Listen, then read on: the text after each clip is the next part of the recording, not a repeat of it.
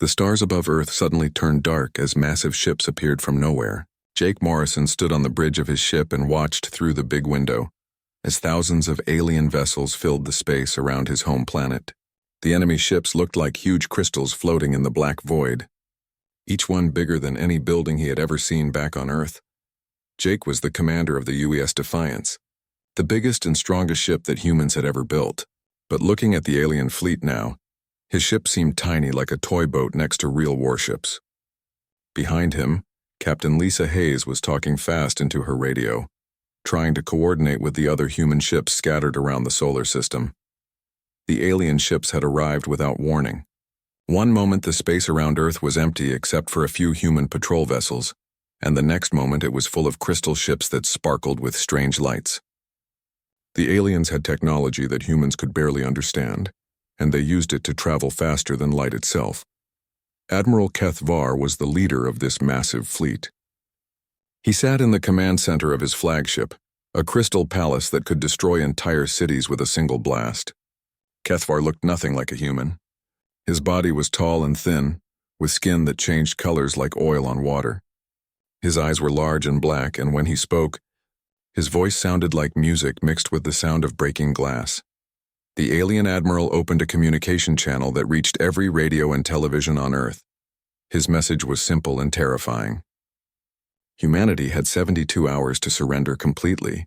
Every government must give up power to the Zephyrian Empire. Every military force must lay down their weapons.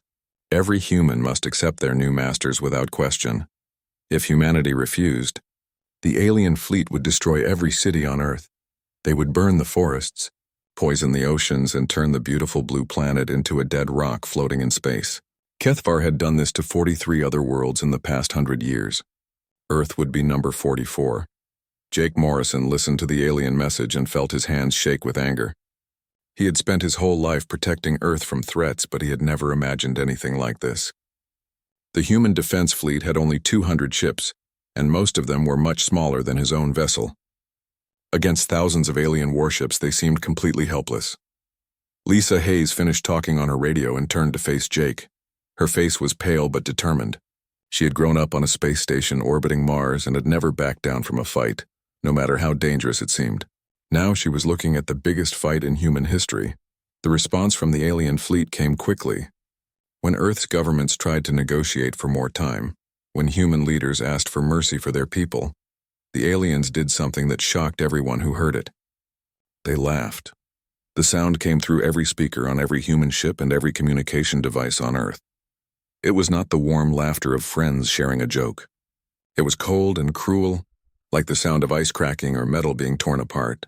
The aliens found the idea of human resistance so funny that they could not stop laughing. But the humans did not know that far below the surface of Earth, in a secret facility buried deep under the mountains of Colorado, Dr. Peter Kane was working on something that might change everything. He had been part of a top-secret project for 15 years, ever since a small alien scout ship had crashed in the Nevada desert. The government had told the public that nothing had happened in Nevada. They said the strange lights and loud noise were just a military test of new aircraft. But Dr. Kane and his team had spent years studying every piece of that crashed ship. They had learned things about alien technology that even the aliens did not know they had revealed. Project Nightfall was the name of Dr. Kane's work. It was hidden so well that most people in the government did not even know it existed. The alien fleet thought they were attacking a primitive world with simple weapons and slow ships. They had no idea that humans had been preparing for this day for over a decade. President Maria Santos sat in the White House Situation Room, surrounded by generals and advisors who all looked scared and confused. They could see on their screens that the alien fleet was so large it would take hours just to count all the ships. The weapons on those ships could destroy Earth's moon if the aliens wanted to show off their power. But President Santos had a secret that none of her advisors knew about. She had been briefed on Project Nightfall just once 2 years ago, and had been sworn to absolute secrecy. She knew that Dr. Kane and his team had been working on something that might give humanity a chance, but she did not know if it would be enough. The aliens kept laughing as human news reports showed panic in the streets of every major city. People were running and screaming, trying to get away from something they could not escape. The Zephyrian Empire had conquered so many worlds that they thought this would be easy. They had made their first mistake by giving humans time to prepare. Jake Morrison stood on his bridge and watched the enemy fleet arrange itself in attack formation. The crystal ships moved slowly and confidently, like predators who knew their prey could not fight back. But Jake had received a coded message from Earth that told him to wait for a signal. He did not know what the signal would be, but he trusted that someone had a plan. The laughter echoed across space as the alien Armada prepared to add another world to their empire. They had no idea that their laughter would soon turn to screams. The countdown clock in the White House showed 60 hours until the alien deadline. President Maria Santos stood before the cameras of the world and delivered a speech that made her sound desperate and afraid. Her voice shook as she spoke about humanity's determination to fight. Even though everyone could see they had no real chance of winning, the aliens intercepted every word of her speech and translated it into their own language. Admiral Kethvar watched the human president and felt amused by her obvious fear. The Zephyrian Empire had heard similar speeches from the leaders of 43 other worlds, and every one of those worlds now served the Empire as slaves. But what the aliens could not see was the secret meeting happening beneath the White House at the same time. General Curtis Brooks sat at a table with military leaders from around the world, and their conversation was very different from the president's public speech. Brooks was arguing loudly that humanity should surrender immediately to save lives. The aliens had listening devices that could hear through walls and pick up radio signals from anywhere in the solar system. They heard General Brooks shouting at other officers demanding that Earth give up without a fight. They recorded his words and felt even more confident that the humans were already breaking apart under pressure. What Admiral Kethvar did not understand was that General Brooks was playing a part in a carefully planned show. Every angry word he spoke was designed to make the aliens think that Earth's military leaders were panicking and fighting among themselves. The real military planning was happening in places where even the best alien technology could not reach. Captain Tony Rivera was floating in the dark space between Earth and Mars, wearing a special suit that made him invisible to alien sensors. His job was to plant what looked like simple defensive mines along the routes that the alien fleet would probably use when they attacked. Rivera had been doing this kind of dangerous work for 10 years, and he had never failed a mission.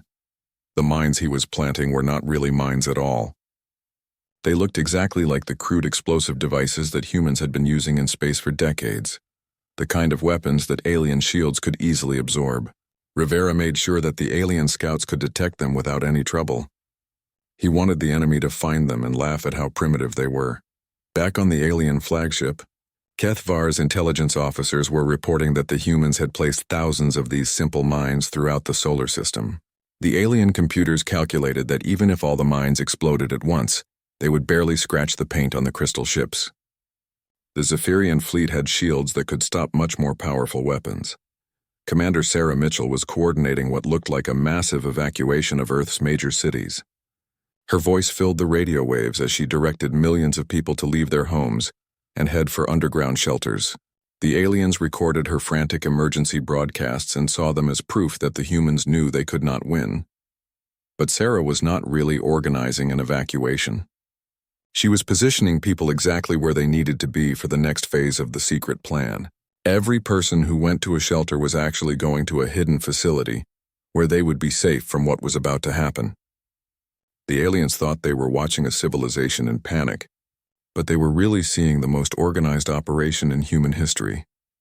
Dr. Peter Kane worked day and night in his underground laboratory, making final adjustments to the machines that would either save humanity or fail completely. The gravity wave generators that his team had built were based on technology from the crashed alien scout ship, but they had been improved far beyond anything the Zephyrians had ever imagined. Engineer Nick Palmer crawled through tight spaces beneath the laboratory, connecting cables and checking power systems that had to work perfectly on the first try. Palmer had designed most of these systems himself, using principles that he had learned from studying alien technology. The Zephyrians had built their scout ship to be almost impossible to understand, but Palmer had spent 15 years figuring out every detail. Dr. Amy Ross ran computer simulations over and over again, calculating the exact frequencies and power levels that would be needed to make their plan work. Ross had discovered something about Zephyrian crystal technology that even the aliens themselves did not fully understand. Their greatest strength could become their greatest weakness if humans could find the right way to use it against them. The alien fleet moved closer to Earth as the deadline approached. Admiral Kethvar was confident that the humans would surrender long before the 72 hours were up. Every piece of intelligence his ships had gathered showed that Earth's leaders were confused and frightened, unable to work together or come up with any real plan for defense. Jake Morrison received new orders from Earth Command that told him to scatter his fleet and run when the aliens began their final approach. The message was sent on frequencies that the aliens could easily intercept, and it made Jake sound like a coward who was abandoning his home planet. But Jake understood that this was part of a larger plan that he was not supposed to understand yet. Lisa Hayes coordinated with the other human ships, making sure that every captain knew exactly when and where to move when the time came. The alien sensors tracked every human ship and recorded every radio transmission. The Zephyrians were convinced that they knew everything about human capabilities and plans. President Santos appeared on television again, this time looking even more desperate than before. She begged the aliens for mercy and offered to negotiate a surrender that would save at least some human lives. Her performance was so convincing that even some of her own advisors believed she was really ready to give up. The aliens laughed again when they heard the president's second speech. They had seen this pattern many times before on other worlds. First, the enemy leaders tried to sound brave and defiant. Then they became desperate and started begging for mercy. Soon they would offer complete surrender in exchange for their own lives. But deep underground, the real work continued. Every human ship in the fleet carried hidden modifications that would never show up on alien scans. Every defensive position around Earth had been equipped with technology that the Zephyrians could not detect. Every person involved in the secret plan knew exactly what they had to do and when they had to do it. The aliens had made their second mistake by thinking they understood human nature. They believed that fear would make humans weak and stupid, just as it had made the people of 43 other worlds. They had no idea that fear could also make humans smart and dangerous.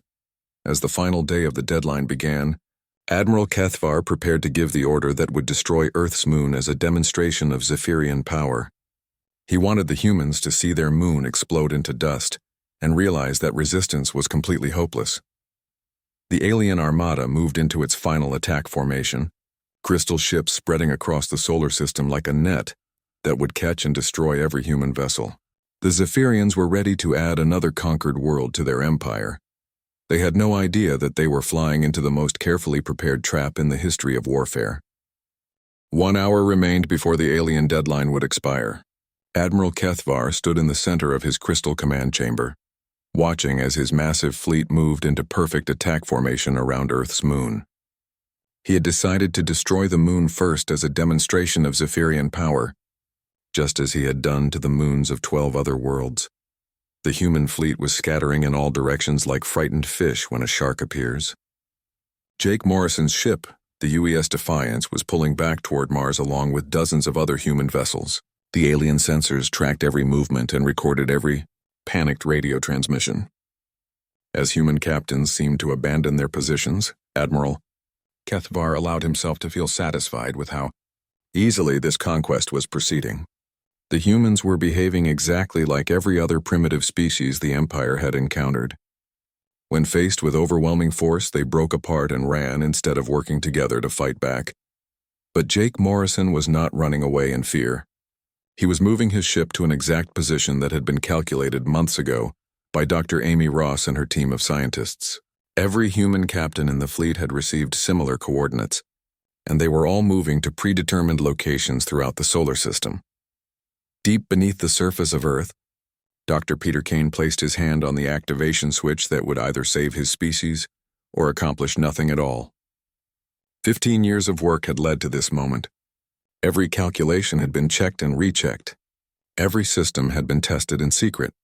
Now it was time to find out if human ingenuity could overcome alien technology. Kane looked at the countdown clock on his wall and waited for the exact moment that had been planned down to the second. Around him, his team of engineers and scientists held their breath as the final seconds ticked away.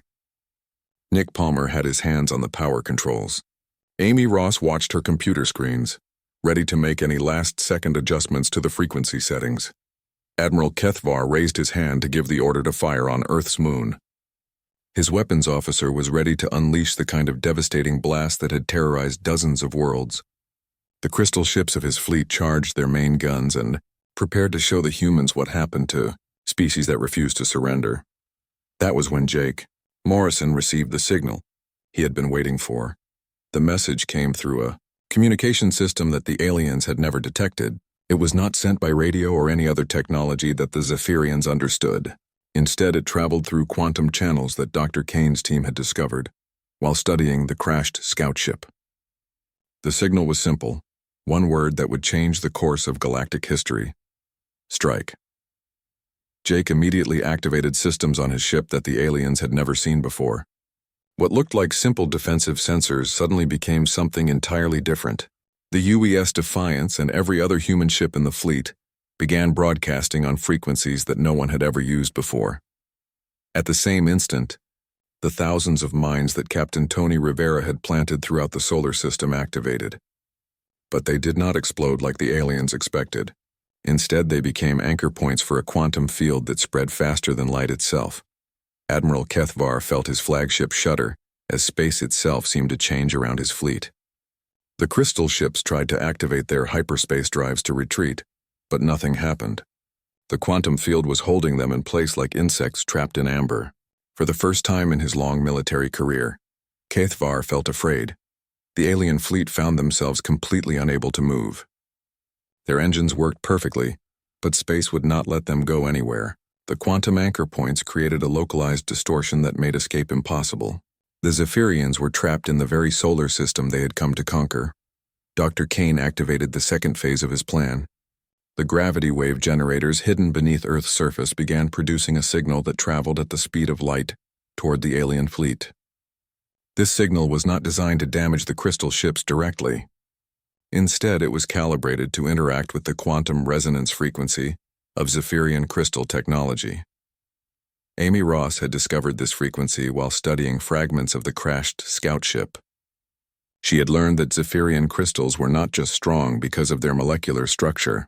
They were strong because they vibrated at a specific quantum frequency that made them nearly indestructible. But Ross had also discovered that this same frequency could be turned against them. The human ships did not fire conventional weapons at the alien fleet. Instead, they began broadcasting harmonic resonance beams that were tuned to exactly the right frequency to make Zephyrian crystals vibrate. At first, nothing seemed to happen. The alien ships continued to hang in space, held motionless by the quantum field. Then the vibrations began. It started as a barely noticeable tremor in the hulls of the alien ships. Admiral Kethvar felt his command chamber shake slightly and ordered his engineers to check for damage. But the shaking was not caused by any external force.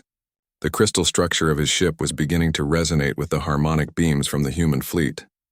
Lisa Hayes coordinated the attack from her position on the UES Defiance. 200 human ships fired their resonance beams simultaneously, all targeting different parts of the alien fleet. The beams were invisible to the naked eye, but their effect was devastating. The first Zephyrian ship to be destroyed was a small scout vessel on the outer edge of the fleet. Its crystal hull began vibrating faster and faster, until the molecular bonds that held it together could no longer withstand the stress. The ship simply came apart, breaking into millions of pieces that sparkled like diamonds as they drifted away into space. Admiral Kethvar watched in horror as more of his ships began to vibrate themselves to destruction. The same technology that made Zephyrian vessels nearly impossible to destroy with conventional weapons had become their fatal weakness. The humans had found a way to make the aliens' greatest strength work against them. The laughter that had echoed across the solar system 3 days ago was replaced by panic and confusion. Alien captains sent desperate messages to their admiral, begging for orders that might save their ships. But Kethvar had no orders to give. He had never encountered anything like this in 100 years of conquest. One by one, the mighty crystal ships of the Zephyrian fleet began to tear themselves apart. The harmonic resonance beams from the human ships caused the alien hulls to vibrate at frequencies that their own crystal structure could not withstand. Entire sections of the great vessels simply disintegrated, leaving behind clouds of sparkling debris. Jake Morrison watched through his view screen as the alien armada that had seemed so invincible just minutes before began to fall apart. Ship after ship broke into pieces, their crews unable to do anything but watch as their own technology betrayed them. The quantum field still held the survivors in place, preventing any chance of escape. Dr. Kane monitored the battle from his underground command center, watching as 15 years of secret preparation paid off in the most spectacular way possible. The aliens had given humanity 72 hours to surrender, never imagining that those same 72 hours would be used to prepare their own destruction. The proud fleet that had conquered 43 worlds was dying, killed not by superior firepower but by their own arrogance and the cleverness of a species they had thought was primitive. The Zephyrian Empire was learning that humans were unlike any enemy they had ever faced. As the last of the great crystal ships began to come apart, Admiral Kethvar finally understood the mistake his empire had made. They had given their enemies time to prepare, and humans had used that time better than any species in galactic history. The laughter had stopped forever. Admiral Kethvar floated in the wreckage of what had once been the most powerful fleet in the galaxy. His flagship was one of only 30 Zephyrian vessels that had survived the harmonic resonance attack, and even these ships were badly damaged. Crystal fragments drifted through space around him like the remains of shattered dreams. The quantum field that held his remaining ship's prisoner was still active, making escape impossible. Kethvar had sent surrender signals on every frequency he could access, but the humans had not responded. For the first time in over a century of conquest, a Zephyrian admiral was completely at the mercy of his enemies. Lieutenant Colonel Ben Taylor led the first human boarding party onto the alien flagship. Taylor had trained for this moment his entire military career, but he had never imagined it would actually happen. The corridors of the crystal ship were beautiful and terrifying at the same time, filled with organic curves and surfaces that seemed to glow with their own inner light. The Zephyrian crew offered no resistance as Taylor and his team moved through their ship. The aliens had been so shocked by their defeat that many of them were still trying to understand what had happened to them. They had gone from being masters of the galaxy to prisoners of war in less than an hour. Taylor found Admiral Kethvar in the command center, surrounded by the broken remains of control panels that had shattered during the resonance attack. The alien leader looked nothing like the confident conqueror who had demanded Earth's surrender just days before. His color-changing skin had turned a dull gray, and his large black eyes showed an emotion that humans recognized immediately: fear. Commander Danny Foster arrived on the flagship with a team of specialists whose job was to interrogate the alien prisoners and gather intelligence about the Zephyrian Empire. Foster had studied alien languages and cultures for years, preparing for a first-contact situation that everyone hoped would be peaceful. Instead, he found himself questioning the survivors of a war that Earth had started and won. The aliens were eager to talk once they realized that the humans were not going to kill them immediately. Admiral Kethvar revealed information about his empire that changed everything humans thought they knew about the galaxy. The Zephyrians ruled over 43 conquered worlds, but their empire was not as strong as it appeared. Foster learned that the Zephyrian Empire had grown lazy and overconfident during their century of easy victories. They had developed their crystal ship technology hundreds of years ago, and had never felt the need to improve it. Every world they conquered had been defeated by the same tactics and the same weapons that had worked before. The Empire had stopped innovating because they had never encountered serious resistance. Species after species had surrendered when faced with Zephyrian technology, and this pattern of easy conquest had made the aliens believe they were invincible. They had never fought an enemy that could adapt and fight back effectively. Engineer Kate Williams was part of a team that studied the captured alien technology with excitement and amazement. The crystal ships were marvels of engineering, but Williams quickly realized that they were also outdated. The Zephyrians had built these vessels using principles that were centuries old, and they had never bothered to update their designs. Human technology was much newer and more flexible than anything the aliens possessed. Where Zephyrian ships were built around fixed crystal matrices that could not be changed, human vessels could be modified and upgraded constantly. This difference in approach had been the key to Earth's victory. Dr. Amy Ross studied the quantum resonance data from the battle and made discoveries that excited her beyond measure. The Zephyrian crystal technology was based on scientific principles that human scientists had only recently begun to understand, but the aliens had been using these principles for so long that they had forgotten how they actually worked. The crashed scout ship that had started Project Nightfall 15 years ago had been more valuable than anyone imagined. It contained not just examples of alien technology, but also star charts, communication codes, and detailed information about every world in the Zephyrian Empire. The aliens had never imagined that primitive humans would be able to access this data. Ross discovered the locations of all 43 conquered worlds, along with detailed information about their defenses, populations, and resources.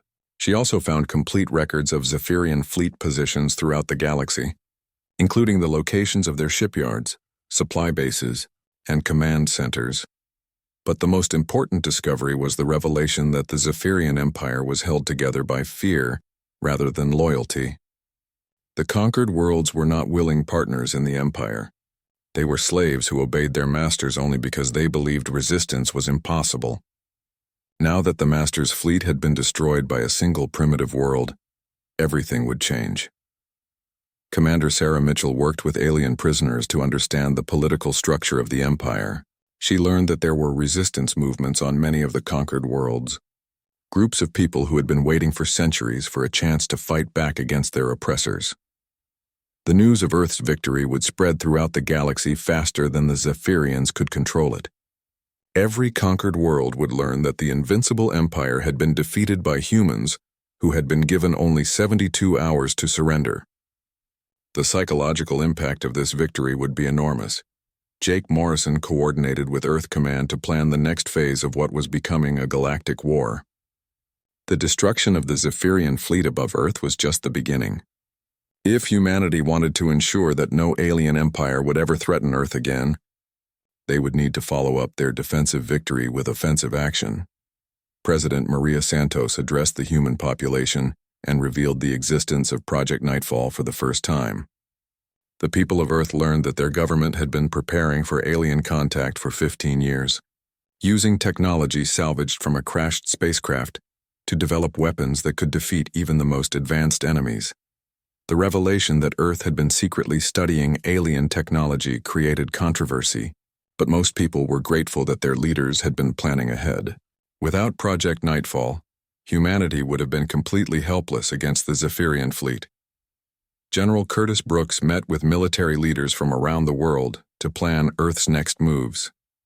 The captured alien data included detailed information about other hostile species in the galaxy, empires that might pose future threats to Earth and her allies. Humanity had won one battle, but the war for galactic freedom was just beginning. Dr. Peter Kane continued his analysis of Zephyrian technology, looking for weaknesses that could be exploited in future battles. He had proven that human ingenuity could overcome alien advantages, but he also knew that other species might not be as vulnerable as the Zephyrians had been. The 43 conquered worlds of the Zephyrian Empire were waiting for liberation, and countless other species throughout the galaxy lived under the rule of different alien empires. Earth had become the beacon of hope that would inspire a galactic revolution. Admiral Kethvar sat in his prison cell aboard a human space station and tried to understand how his mighty empire had been defeated so completely. He had conquered 43 worlds without ever losing a single battle, but humans had destroyed his entire fleet in less than an hour. The answer was simple but devastating. The Zephyrians had never faced an enemy that refused to be intimidated. Every other species had surrendered when faced with superior technology, but humans had used their time to study their enemies and find ways to turn alien strengths into weaknesses.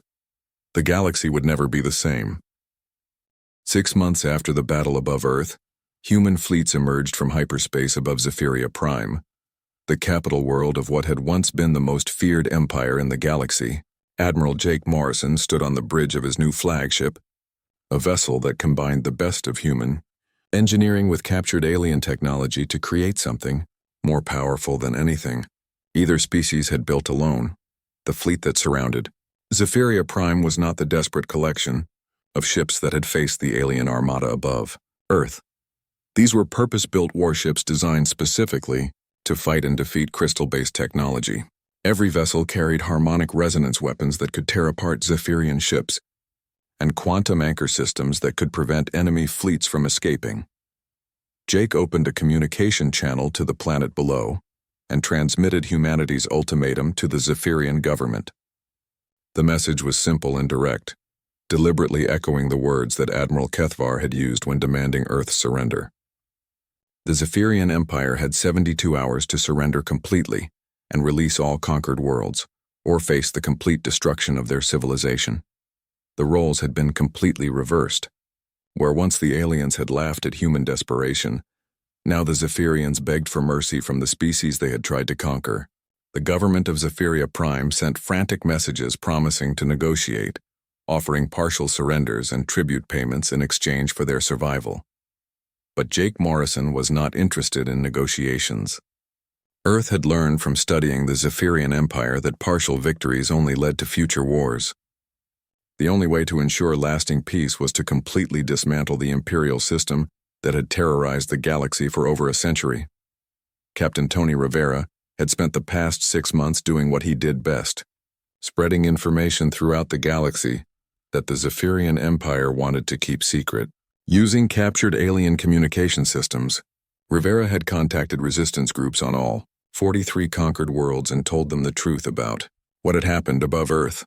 The news that the mighty Zephyrian fleet had been destroyed by a single, primitive world spread faster than the Empire could control it. On world after world, enslaved populations learned that their masters were not invincible after all. The psychological foundation of the Empire began to crumble as hope replaced despair in the hearts of billions of oppressed beings. Rebellions erupted across Zephyrian space as conquered species realized that they outnumbered their oppressors by thousands to one. The crystal ships that had once been symbols of unstoppable power became targets for sabotage and guerrilla attacks. Entire star systems declared independence and asked Earth for protection from Zephyrian retaliation. Commander Sarah Mitchell coordinated Earth's response to these requests for help. Human fleets appeared in system after system, not as conquerors but as liberators. The same quantum anchor technology that had trapped the Zephyrian fleet above Earth was used to prevent alien reinforcements from reaching rebellious worlds. The empire that had seemed so powerful just months before began to fall apart like a house of cards in a strong wind.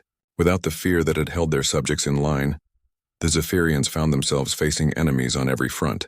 Their small population and outdated technology made it impossible for them to fight simultaneous wars across dozens of star systems. Dr. Amy Ross had used the captured alien database to map every weakness in the Zephyrian Empire, and her analysis had proven to be completely accurate. The Empire had been a facade built on the reputation of past victories rather than actual military strength. Once that reputation was shattered, the entire structure collapsed. General Curtis Brooks established temporary military governments on the liberated worlds, working with local leaders to restore order and begin the process of rebuilding societies that had been under alien rule for generations. Many of these worlds had lost their original cultures and languages during centuries of oppression, and helping them rediscover their identities became a major part of Earth's mission. Some of the liberated species chose to join the growing alliance that was forming around Earth's leadership. These worlds offered their own technologies and resources to help build a new galactic order based on cooperation rather than conquest. Other species preferred to remain independent but friendly, grateful for their freedom but unwilling to submit to any form of outside authority. The Zephyrians themselves presented a difficult problem for Earth's leaders. Their empire had committed terrible crimes against billions of beings across the galaxy, and many of the liberated worlds demanded that the entire species be punished for what their government had done. Some voices called for the complete destruction of Zephyria Prime as justice for all the worlds that the Empire had destroyed. But President Maria Santos chose a different path. In a speech broadcast across the galaxy, she announced that Earth would not become the kind of conqueror that the Zephyrians had been. The alien empire would be dismantled and its military forces destroyed. But the Zephyrian people themselves would be allowed to survive and build a new society based on peaceful principles. This decision was controversial both on Earth and among the liberated worlds. But Santos believed it was necessary to prove that humanity was different from the empires that had ruled the galaxy through fear and violence. The new galactic order would be built on justice and mercy, not revenge and destruction. Admiral Kethvar was brought before a galactic tribunal to answer for the crimes of his empire. The former Zephyrian commander had aged visibly during his months in human custody, his color-changing skin now permanently gray with despair. He listened as representatives from 43 worlds testified about the suffering that his fleets had caused. The tribunal sentenced Kethvar to life imprisonment, but more importantly, it established legal principles that would govern the new galactic community. No species would be allowed to conquer others or rule through force. Conflicts between worlds would be resolved through negotiation and arbitration, not warfare. Engineer Kate Williams led the teams that dismantled Zephyrian military technology and converted their shipyards to peaceful purposes. The crystal ships that had once terrorized the galaxy were broken apart, and their materials were used to build hospitals, schools, and communication networks for the liberated worlds. The Zephyrians who had served in the Imperial military were required to spend years working to repair the damage their empire had caused. Many of them had never questioned the system they served, and learning about the suffering they had caused was a difficult but necessary part of their rehabilitation. Dr. Peter Kane established research centers throughout the galaxy where scientists from different species could work together to develop new technologies for peaceful purposes. The same quantum resonance principles that had been weaponized to destroy the Zephyrian fleet were now used to build faster communication systems and more efficient power sources. 1 year after the battle above Earth, President Santos stood before the newly established Galactic Council in a building that had been constructed on a neutral world equidistant from Earth and the former Zephyrian capital. Representatives from over 100 worlds had gathered to sign the charter that would govern their new alliance. Santos addressed the assembled delegates with words that would be remembered for generations. She spoke about the lessons that humanity had learned from its victory over the Zephyrian Empire, and the responsibility that came with the power to reshape the galaxy. The universe was vast enough for all species to thrive and prosper, but it was not so vast that tyranny could hide forever. The new galactic community would offer friendship and cooperation to all who came in peace, but it would also serve notice to any who would threaten the innocent that their actions would have consequences. The aliens who had laughed when they first arrived above Earth had learned that underestimating humanity was a fatal mistake. Their laughter had been replaced by the voices of billions of free beings who could now build their own futures without fear. Earth had struck first when the alien Armada had given them the chance.